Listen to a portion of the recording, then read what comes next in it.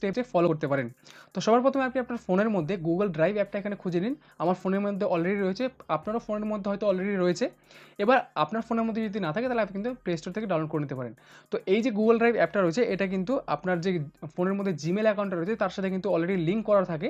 তো এবার এই অ্যাপটাকে যখন আপনি ওপেন করবেন, ওপেন করার পরে আপনি নিচের দিকে 4টে অপশন পাবেন, home, start, shared and files. আপনাকে এই ফাইলস অপশানটাতে ক্লিক করতে হবে। ফাইলস অপশানে ক্লিক করার পরে ফাইলস অপশানের ঠিক উপরের দিকে দেখুন একটা প্লাস বা যোগ চিহ্ন রয়েছে, সেখানে আপনাকে ক্লিক করতে হবে। এবার দেখুন কিছু অপশান আপনার এখানে ভেসে আসলো।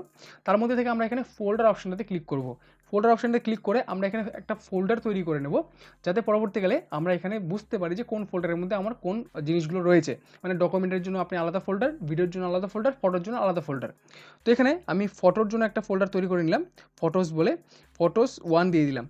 তারপরে আমি এখানে যখন ক্রিয়েট অপশানে ক্লিক করব, এখানে কিন্তু আমার এই ফোল্ডারটা কিন্তু এখানে তৈরি হয়ে যাবে। দেখতে পাচ্ছেন ফটোস 1 বলে একটা ফোল্ডার রয়েছে। যেই জিনিসটা আপনাদের ক্ষেত্রে হতে পারে সেটা হচ্ছে আপনার ফোনের মধ্যে একটা সেটিংস আপনাকে যেটা সেট করতে হবে সেটা হচ্ছে আপনি যখন আপনার এই গুগল ড্রাইভ অ্যাপটা ওপেন করবেন, ওপেন করার পর আপনি এই যে উপরের দিকে 3টে দেখতে পাচ্ছেন সার্চ ইন ড্রাইভ অপশন, তার পাশে দেখছেন 3টে লাইন, মেনু অপশানে ক্লিক করবেন, করার পরে সেটিংসে যাবেন। সেটিংসে যাওয়ার পরে এবার নিচের দিকে চলে আসবেন। নিচের দিকে চলে আসার পরে দেখতে পাচ্ছেন ডেটা ইউজেজের নিচে একটা অপশন লেখা রয়েছে যে transfer files only over wifi. এই অপশানে দেখুন আমার এখানে কিন্তু অফ করা রয়েছে। তো আপনার ফোনের মধ্যে যখন প্রথম আপনি এটাকে ব্যবহার করবেন সেটা কিন্তু অন থাকবে।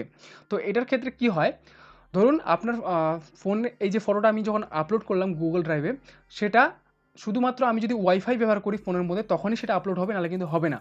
তো আপনাদের সবার কাছে হয়তো ওয়াইফাই নেই, তো আপনাদের কাছে হয়তো মোবাইল ডেটা আছে বা ইন্টারনেট রয়েছে, মোবাইল ইন্টারনেট রয়েছে, সেটার মাধ্যমে কিন্তু আপনি এই কাজটাকে করতে পারেন। তো তার জন্য আপনাকে কী করতে হবে, এই যে অপশান রয়েছে সেটা যদি অন থাকে সেটাকে প্রথমে অফ করে নিতে হবে।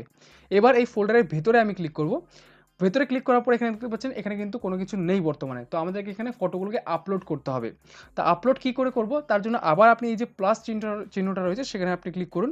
ক্লিক করার পরে দেখুন আবার সেই অপশানগুলো আসলো। এবার আপলোড অপশানে আপনাকে ক্লিক করতে হবে। দেখতে পাচ্ছেন সেকেন্ডের অপশানটা আপলোড, সেখানে আপনাকে ক্লিক করতে হবে। এখানে কিন্তু আপনার ফোনের গ্যালারিটা খুলে যাবে। এখানে গ্যালারির অপশানও রয়েছে, আপনি কিন্তু এই গ্যালারি অপশানে ক্লিক করে আপনার ফোনের গ্যালারিটাও এখানে ওপেন করতে পারেন। তো আমি এখানে যে কোনো একটা ফটো আপনাদের সিলেক্ট করে বা চুজ করে দেখিয়ে দিচ্ছি। তো আমি এখানে একটা ফটো সিলেক্ট করলাম, যে টিক চিহ্নটা রয়েছে সেখানে আমি ক্লিক করে দেবো। এবার এই ফটোটা কিন্তু এখানে আপলোড হবে। এইবার এই ফটোটা যখন এখানে আপলোড হয়ে যাবে, এই ফটোটা যদি আপনার গ্যালারি থেকে যদি ডিলিটও হয়ে যায়, সেটা কিন্তু এখান থেকে ডিলিট হবে না।